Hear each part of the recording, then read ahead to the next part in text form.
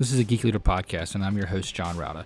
This show is all about helping us grow as leaders, become better technologists, and improve our lives both at work and at home.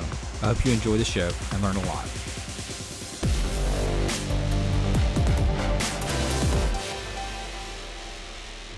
Hello, world, and welcome to episode 205 of a Geek Leader podcast. I'm your host, John Rauda, and today's episode is brought to you by Live at Manning Conferences from Manning Publications.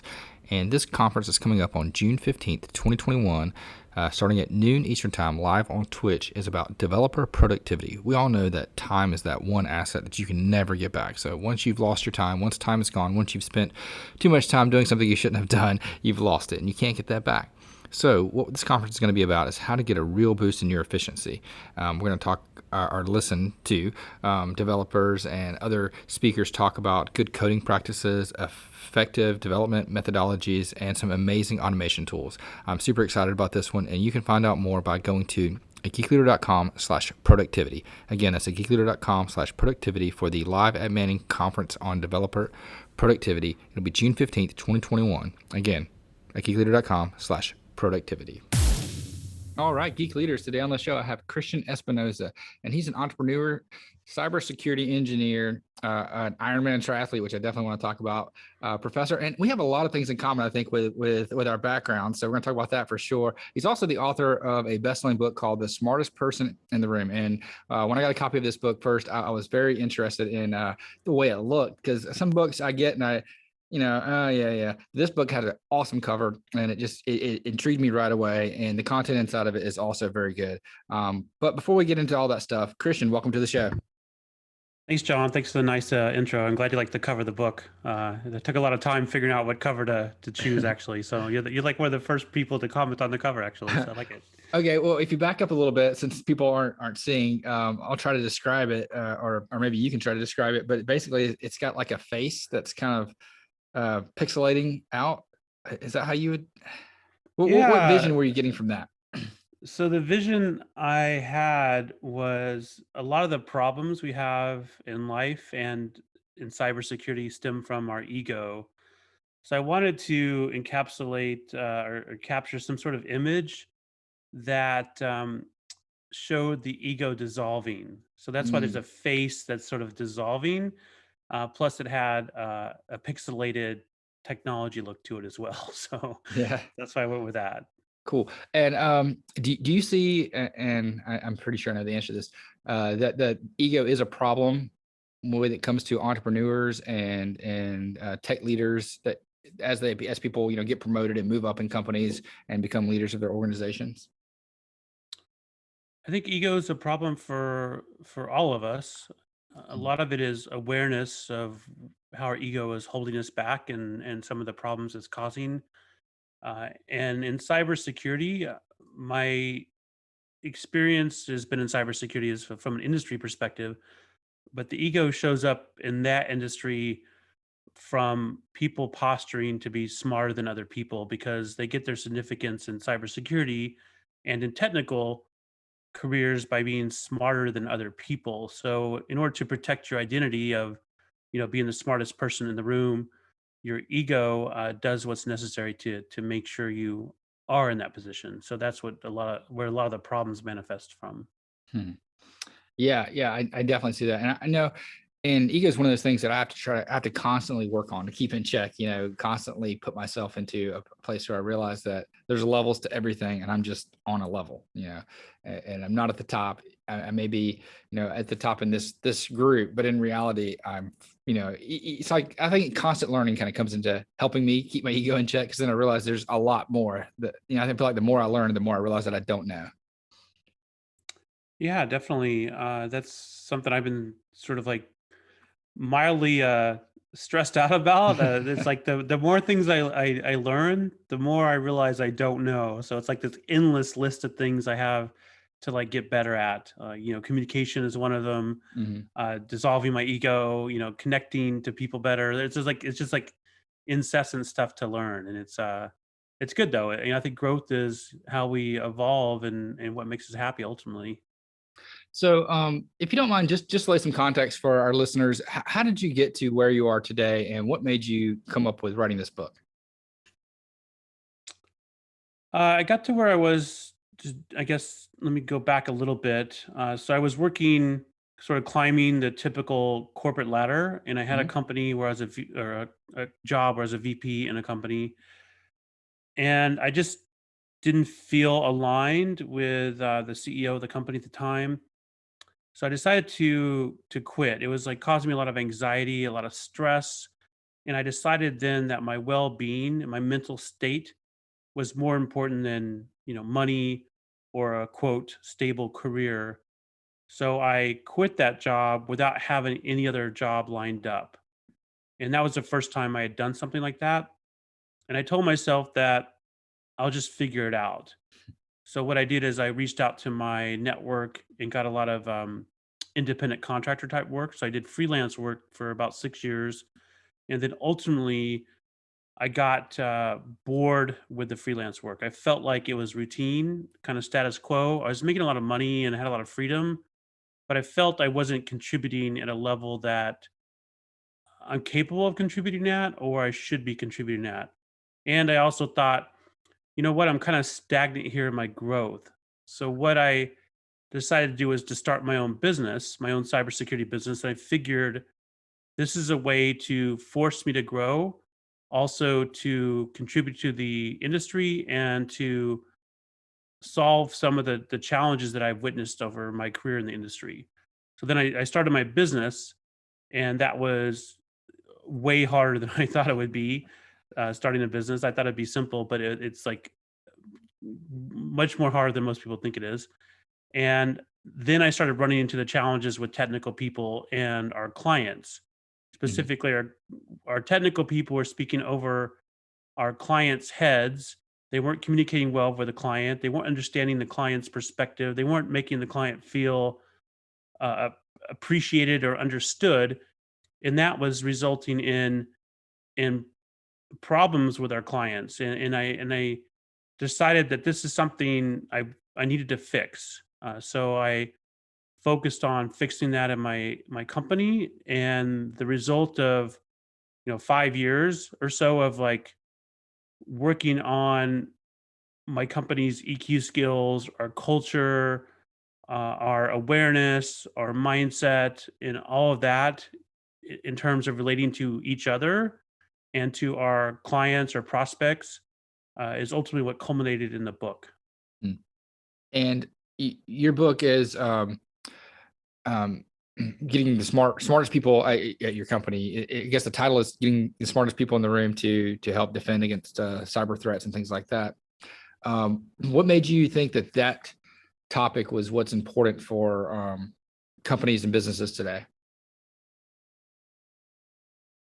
With cybersecurity, every day in the news you hear of another data breach. And Hmm. just when we think like the biggest one ever has happened, like, a week later, there's a bigger one. Yeah. So what we're currently doing is not working, but we just keep doing it and we just do more of it and then we expect different results.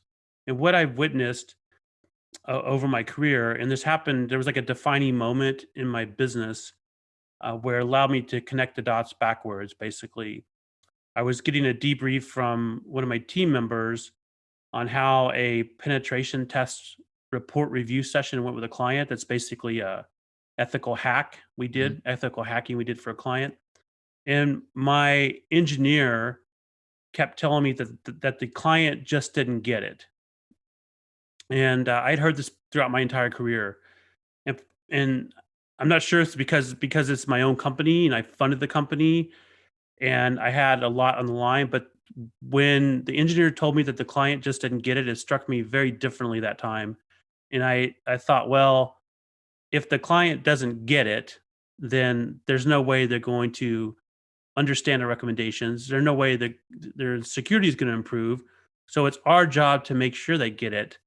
And that sort of started me down the path of looking at, kind of zooming out and looking at the industry from a bigger perspective and understanding that a lot of the issues we have in the industry stem from the egos and people posturing themselves as being the smartest person in the room. Because my technical engineer, from his perspective, he's like, I'm smarter than the client and they should understand this stuff. Hmm. But from my perspective, If our client is a physician or a healthcare provider, we don't know their profession.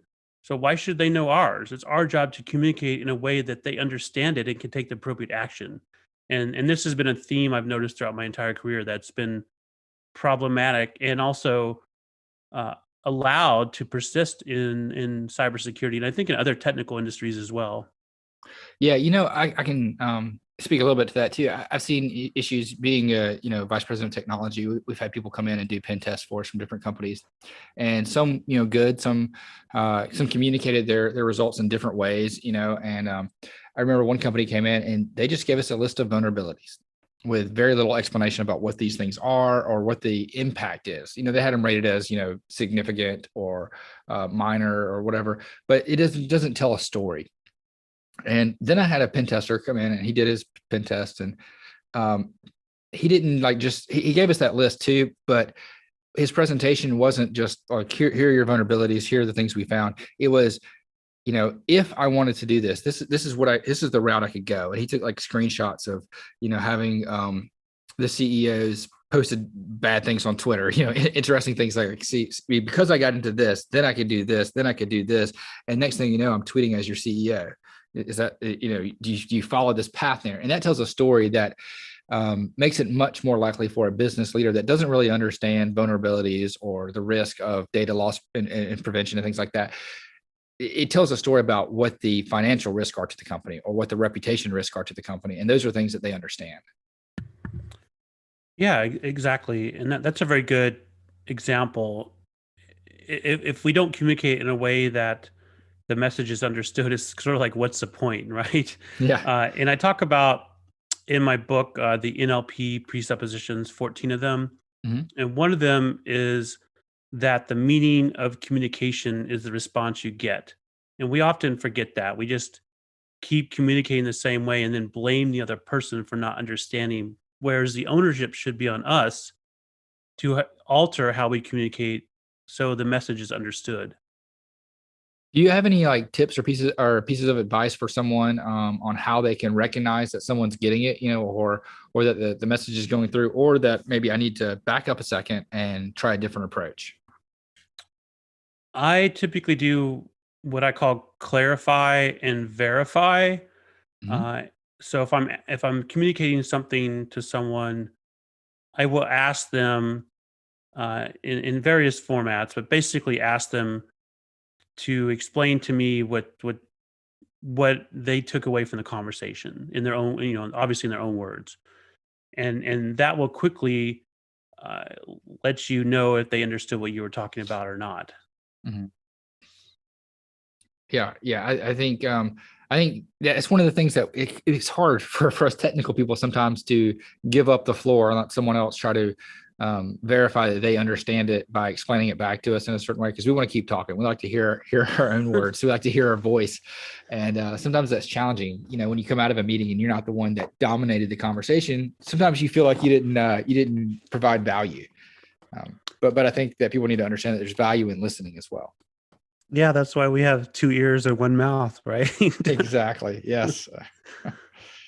Um, so what are some other items in your methodology for helping technical people become more successful? One of the biggest things is awareness. We tend to believe everyone from if we're a technical person, we tend to think everyone else thinks the same way we do. Mhm. And when other people don't think the same way we do, we get frustrated. So rather than get frustrated, which doesn't really serve into any interaction very well, it's important to understand that everyone has a different model of the world or different frame or lens they're looking through. Mhm. So when we're talking to somebody, we have one specific way we view the world, but other people have different ways. And instead of like thinking, why isn't everyone like me? Which is what I used to think. I used to get frustrated that people weren't the same as me. I've had this journey myself, but that doesn't really serve anything. So rather than thinking that, think, this person has a different view of the world. What can I learn from this person? How can I improve my communication? and how can I alter my communication based on the person I'm communicating with, based on their view of the world? How can I alter it so they understand? And it's just the awareness of that is like a big part of it, because a lot of the time we go through our day sort of on autopilot, and we just get frustrated. And I've seen this with many technical people. They go through the day, they get frustrated because nobody understands them, nobody appreciates them, and they just do this day in and day out. Mhm. But the awareness will allow you to listen more. For one, listening for insight, and with a technical people as well, we tend to listen for things to agree with or disagree with, rather than listening for insight into that person's model of the world. If we have some insight, we can communicate differently with them. So yeah, I think awareness is the biggest part of it actually. And that's step one in my secure methodology. Yeah, I think and self-awareness is really hard. Like it's really hard to you can be aware that your viewpoint isn't getting across. There's steps you can do there, but sometimes it's difficult to see how is the other person viewing me. What's the perspective there? Their perspective is different. How can I put myself in their shoes and see how I'm coming there? Do you have any advice for someone on building that ability for self-awareness, especially for technical leaders? Because how you manage people and how they perceive you is their reality of how good of a job you're doing as their leader. Do you have any advice for helping someone like me who may struggle with self-awareness to figure that out? Yeah, I have two pieces of advice. One is to take some assessment test, such as the Enneagram or the DISC assessment, or even like the Myers Briggs. All these are just assessment tests, but they over the years they've proven to be fairly accurate. And what these tests reveal, typically like the Enneagram or the DISC assessment, will reveal how you view yourself and how others view you. So from a self-awareness perspective, it gives you an idea of what how other people may perceive you. Of course, it may not be 100% accurate, but it forces you to like think through this. Like, oh, okay, Mhm. so I interact with people this way, so they probably view me as this or as that. That's one thing. I think there's a lot of value in that, and unfortunately, a lot of people when they take a DISC assessment or something, they'll dismiss it if they disagree with it, rather than look at it for what it is, and look at it from a point of view like an opportunity to reflect on how you interact and how you show up in the world. And the second thing is to get an outside perspective. So for me, I've had like a life coach for I don't know 3 years now. I'm a coach myself, and I've been part of like peer groups. And when I first got a life coach, I wasn't being very vulnerable. I was kind of positioning myself as like, I've got it all figured out. I don't really need any help. And it wasn't getting me anywhere. So Mhm. when I finally like tuned into, how I really feel inside, and opened up, then I started making improvements. And it takes some courage, but it's also when you have somebody else looking at your life, they can recognize the patterns that you can't see because they're outside of the box and you're in the box basically. Yeah, I think it's really hard to do though, because we build ourselves as this image, that we want to, or some people call it a personal brand, whatever, that you put forward as this is who you are. And a lot of times in reality, we're a little bit different on the inside than what we put forth on the outside. And being vulnerable and opening up and letting people see the real you, no matter how scary that may be, is the only way to really get better. Yeah, I agree. And if we're different on the inside than how we show up for the world, that incongruence uh, throughout history is what causes like midlife crisis and causes a lot of the Yeah. issues uh, in our society, and in with within ourselves. Even like a lot of diseases, we get our cause from the incongruence. If you live every day sort of with a mask on, it gets to you. So being able to be comfortable in your own skin and showing up authentically as who you are in the world is extremely important. Yeah. Authenticity and being genuine is, you know, a lot of people are scared of who they really are, but I found that if you just, are real and upfront and open and authentic with your team, it not only helps, you feel more comfortable and happier of who you are, but it also helps your team understand how to communicate with you better. And it improves, like there's some things that people on my team know how I'm going to respond, because this is me. I'm not going to sugarcoat it. I'm going to be honest about these certain things, and just be clear and put forth, my genuine self, whether it's good or bad. And they know that after, years of working together, there's an understanding of how things are going to respond. How is John going to take this? Oh, I know exactly what John's going to say. So therefore, I can go ahead and react on this, and I don't have to ask John every little question, because I know how John's going to respond, and I'll just take it and take the lead on it, and move forward. And it helps us work better as a team, and hopefully they do the same for me. I assume they're all genuine and authentic with me with our one-on-ones and our communication, but you never know, I guess. Yeah, John, that's a very good point. And one of the things we did at my company is all of us took the DISC assessment at one point, and Mhm. part of that, the results tell you how to communicate with someone. So, like my COO would tell people, if they're communicating with me, sort of like you said, John, that I like things short, to the point, and with a recommendation, if or a proposed solution if there's a problem. Yes. So I like things to be communicated a certain way. So if you're gonna beat around the bush and write me like a 500-word email, I'm not gonna read it, right? So it's important to understand, but some people like all that stuff. It's important to understand though what works for people. And from a leadership perspective, there's a lot of courage, I think, required to just show up authentically.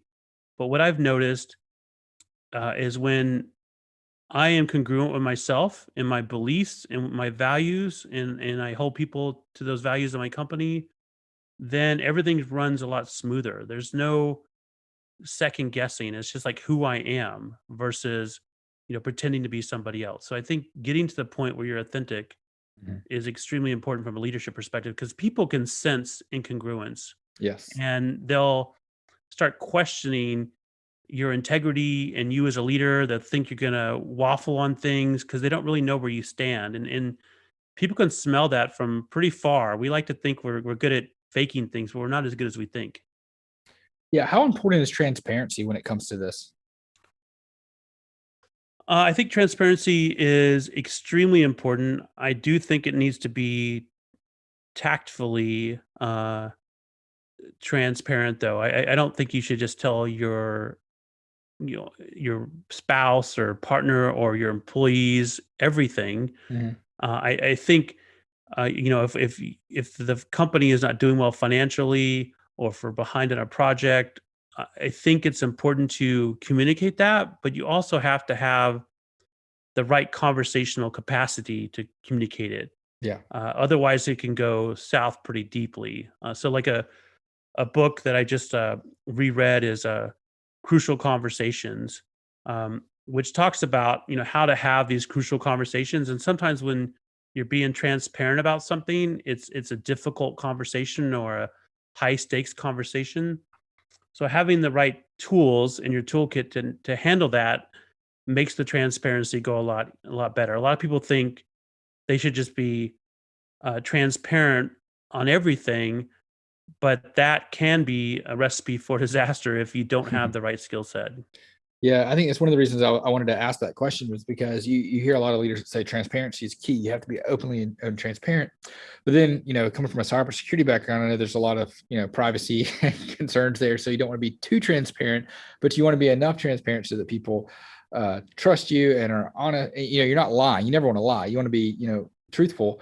But, sometimes, so I don't want to tell my kid that he's bad at something when he's just starting out, right? I want to Right. encourage him so that he gets better, not that he's discouraged and doesn't and wants to quit.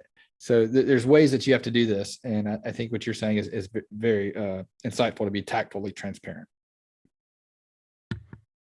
Yeah, and I've practiced transparency in my organization since I started because I believe in it. Mm. Uh, and there's been some situations like when COVID first happened, we had to lay a few people off. Our cash flow was problematic. So those are like not easy topics to communicate with your staff. So you have to, like I said, be tactful about it, but also have a plan.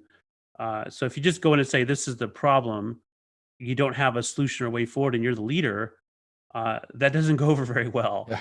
So having that plan, if it's a difficult conversation, and understanding also the outcome you're looking for from the conversation, the intent when you enter the conversation is important. So communication for technical people is sometimes one of the things that we struggle with. And I think that the tip of having an outcome and understanding what you want out of this, or what you expect things to how you expect things to go before you start the conversation, is really important. Um, what do you think about contingency plans in case things don't go the way that you start out the conversation, or communication isn't quite it's not leading towards the outcome that you were hoping for at that time? What are some things that you can do to maybe help build that in, or have some kind of fallback plan, or scenario planning before those conversations happen? Yeah, that's a good question. I found myself recently in a couple conversations where it started going south that I wasn't sure how to save it. So one of the things I do before I enter a conversation, if it's a crucial conversation with somebody from a contingency plan perspective, I try to anticipate what may go wrong and what I can do to right it during the conversation. And this goes back to that awareness piece. If you know who you're talking to, or even if it's a group of people, you can generally anticipate the questions.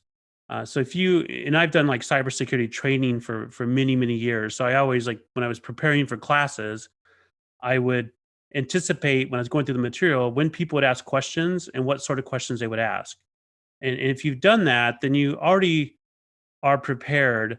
If something starts going south, or you're prepared if somebody answers a question, so if somebody asks a question, you know how to answer it in a meaningful way, rather than a way that makes the conversation less desirable. Mhm. No, I think that's good advice. Um, what are some things that you've seen lately? I guess maybe since since COVID started, and things have changed, the whole world has changed a little bit.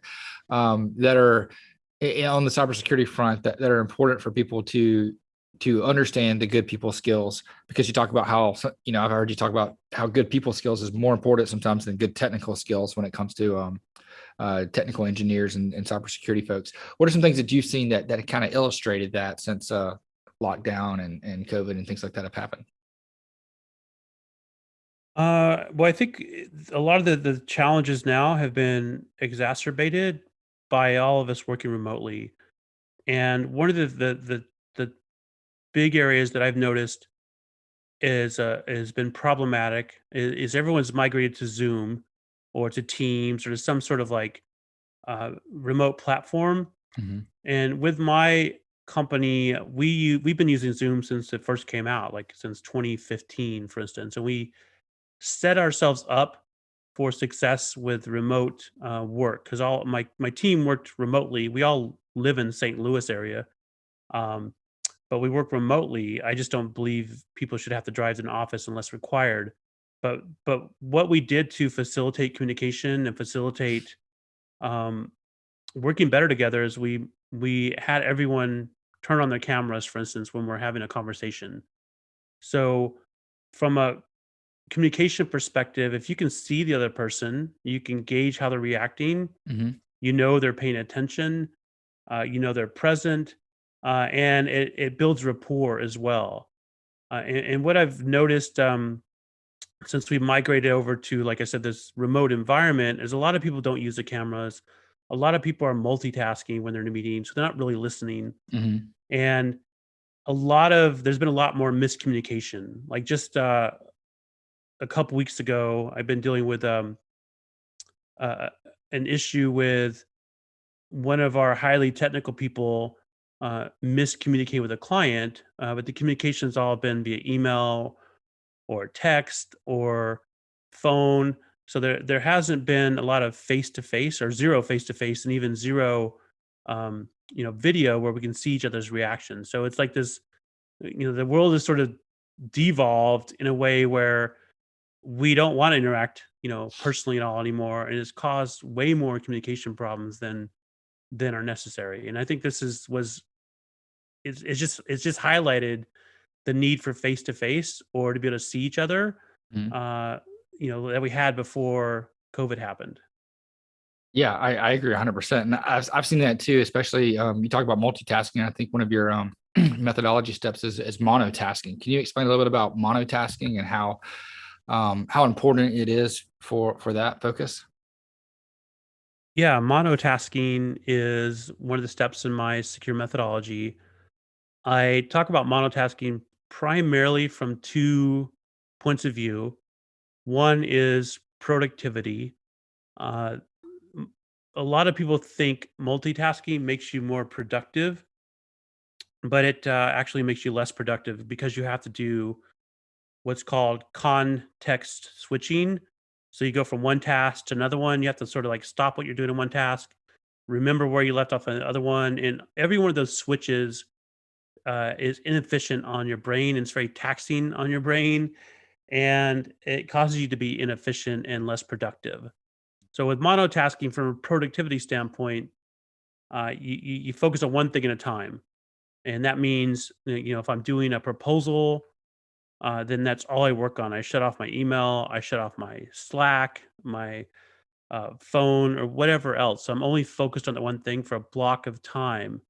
And a lot of people have great resistance to doing this. But if you try it, everyone that I've talked to that's ever tried it, uh, they realize that the productivity goes up and their stress level goes down. Because if you're constantly multitasking, you're very busy through the day, but at the end of the day, kind of exhale and like, wow, that's a busy day. But then if you really step back, you probably didn't get much done at all. Right. Um, and the other reason for monotasking is with communication. So if I'm present when I'm talking to somebody, meaning I'm not thinking about something else, I'm not on my cell phone, then I'm gonna listen to what they're saying much better, and I'm gonna have a better conversation with them. I'm gonna be a better communicator. And then you witness this all the time in meetings.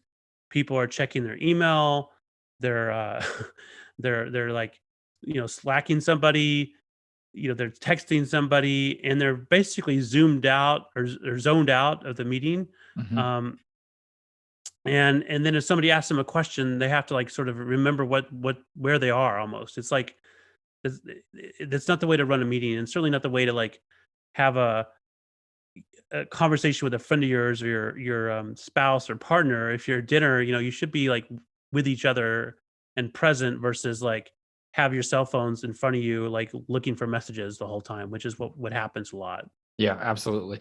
And I know for me, I learned the detriments of multitasking probably about 10 years ago. And I decided at the time I was a manager of a web and mobile development team.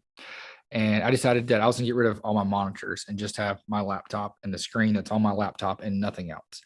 And my team thought I was crazy.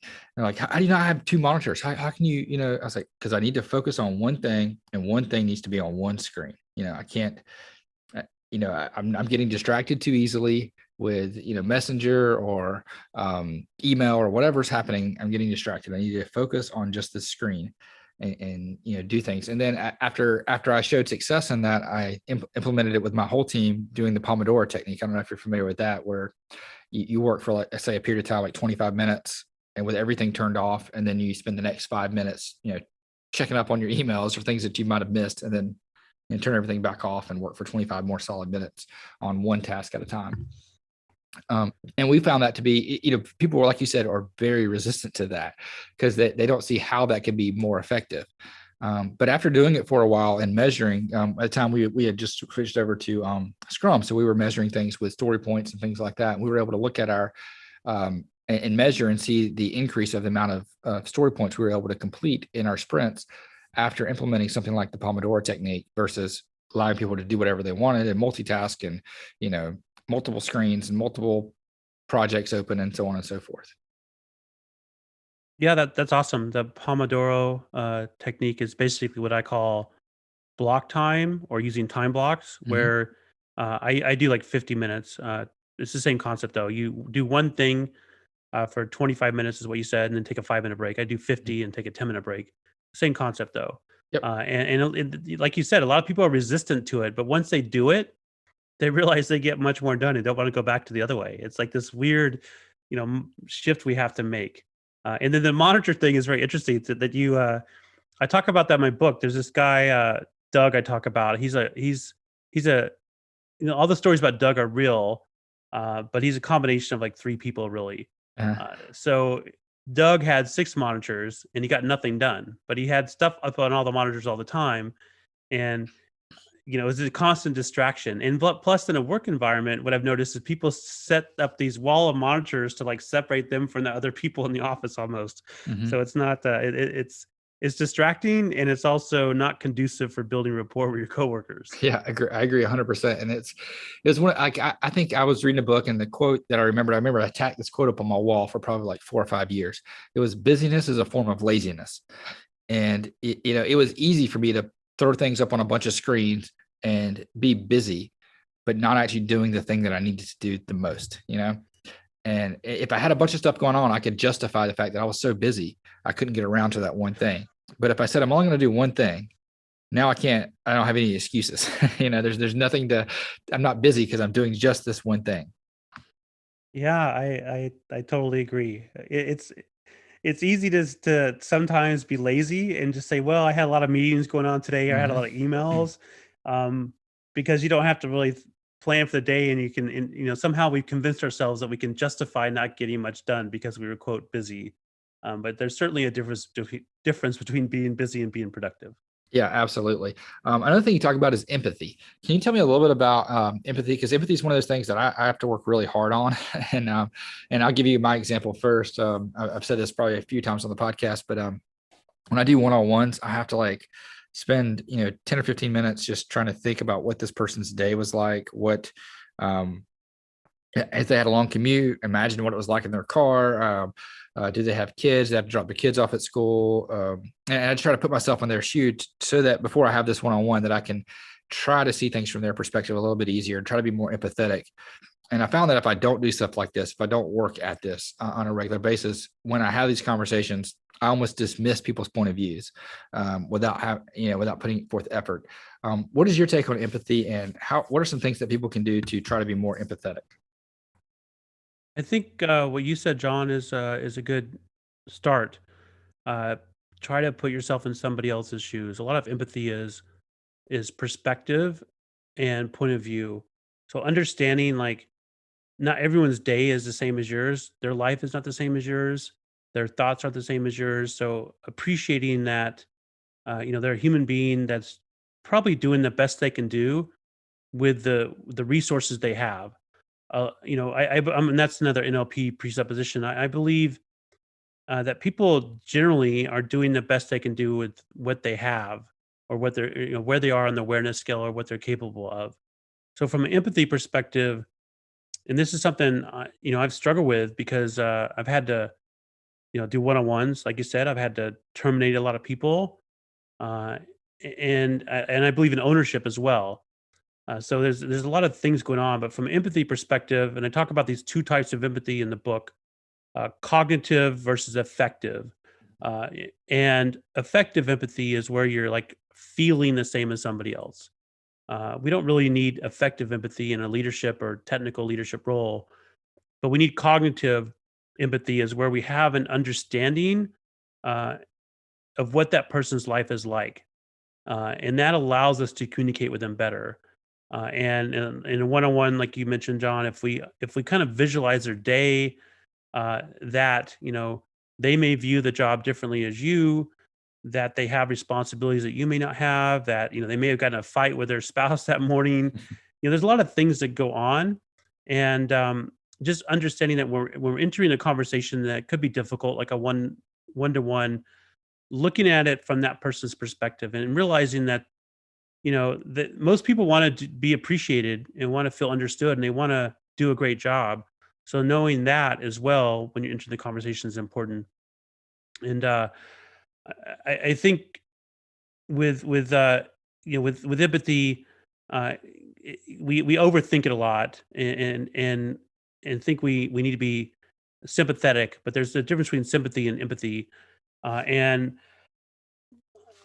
yeah, with empathy, I think like what you said, John, just the perspective taking is important. In Yeah, I don't really have anything else to add with empathy. I think we covered So that pretty yeah, good there. yeah. So with ownership, that's one of the struggles that I see a lot of new managers and leaders, people that are, you know, trying to manage or lead people for the first time. They struggle sometimes with um, ownership, taking ownership, and even holding people accountable to ownership on things. What are some advice that you would have for maybe a brand new manager when it comes to ownership? With ownership, as a brand new manager, you're responsible for your team. So we talked about empathy a little bit. So we need to focus on the similarities we have as humans from a empathy perspective with your team. But if your team is not doing well, then the ownership should be on you as the leader to remedy that. It's too easy to blame the team members. And I remember this story I read in Extreme Ownership, the book, Hmm. where it talked about these two in Navy SEAL training. There's these two boats, and they each had a different team leader and a different crew. And one boat was winning every time. The captain of the boat was, that was great, and that team was winning every time. So the other team member, the other leader of the other boat, the other captain, was blaming his team for the reason that they weren't winning. So what they did is they switched the team leaders of the boats, and that's all they switched. And the team that was losing, that now had the winning team's leader, started winning. So it's not always, blaming the team. Granted, there may be some bad team members, but generally it's the leader that makes the most difference. And that's why we're a leader. So it's taking the ownership and realizing if things aren't working well, it's up to me to identify uh, what the gap is with my team and help them uh, close the gap basically. Hmm. And it's not just looking at the team; it's also looking at yourself. I think a lot of people, from a leadership perspective, think about leading others, but realistically, if you are not leading yourself very well, then you're not going to be able to lead others very well. And I mean leading yourself in your day to day life. If you expect other people to be productive versus busy, but you're busy and not productive, there's incongruence there, which we sort of talked about earlier, and people will sense that and not want to follow you as a leader as well. Yeah, absolutely. And I think that Extreme Ownership book is an excellent book. I've read that too. And I remember one part where Jocko he was telling a story about someone that got shot by friendly fire and who's to blame.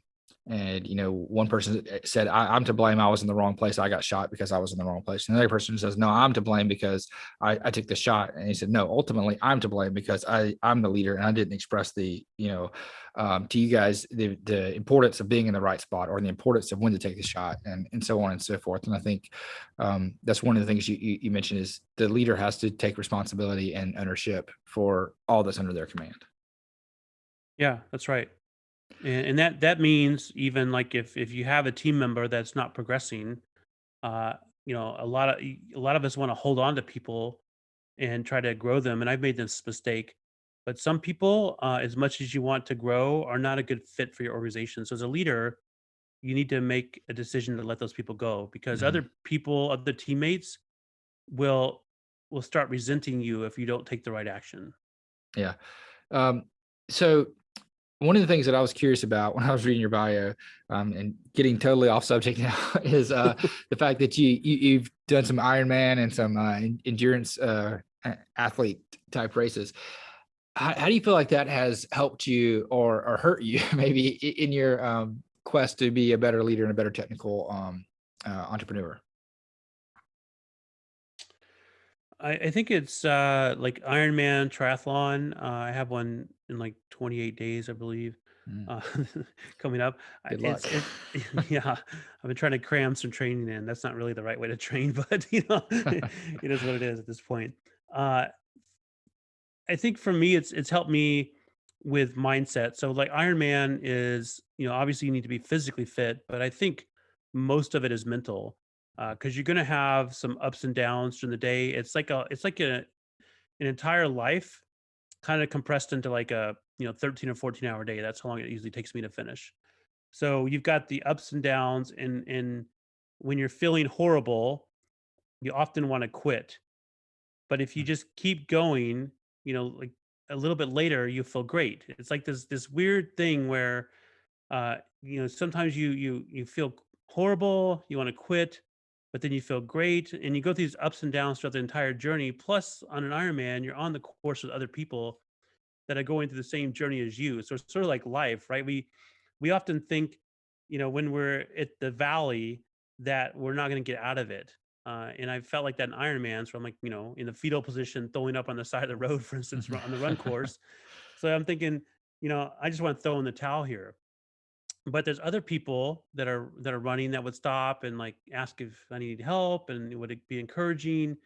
And then I'd get up, start walking, and gradually, and then start feeling better, and eventually start running. So it's just like life, really, but it's compressed. So it's building that mental muscle, that in the right mindset, that knows that there's going to be valleys in everything we do, but we just need to persist and keep moving forward. And then there's other people that are on a similar journey that we can reach out to as well. And that's one of the things I like about Ironman is it's a very supportive event. Like people I mean, people are competitive, but they're also very supportive of each other because we're all trying to finish this thing together. Just like in life, I think we all want each other to succeed, and sometimes we forget that there's help out there, and we just need to reach out.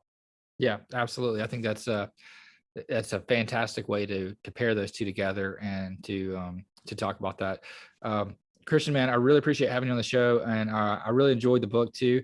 The illustrations were fantastic, by the way. Oh, thanks. That they have out there. So, awesome job there. How can people connect with you and pick up a copy of the book? Yeah, they can connect with me on my website. It's christianespinoza.com, and the book. The best place is probably on Amazon.com for the book. All right, and I'll link all those up in the show notes at geekleader.com. Christian, thanks for coming on the show. Really appreciate it. Yeah, thanks, John. I appreciate you having me. If you enjoyed that episode, please leave a rating and review in Apple Podcasts. I'd greatly appreciate that. And also, don't forget to check out merch. We have some T-shirts that I've designed that are on at geekleader.com. You can click on the merchandise section there and check that out. And also, don't forget about the books from our guests. So if you like this guest and other guests that have written books, please go ahead and check that out at geekleader.com. I would greatly appreciate it, and I'm sure they would too.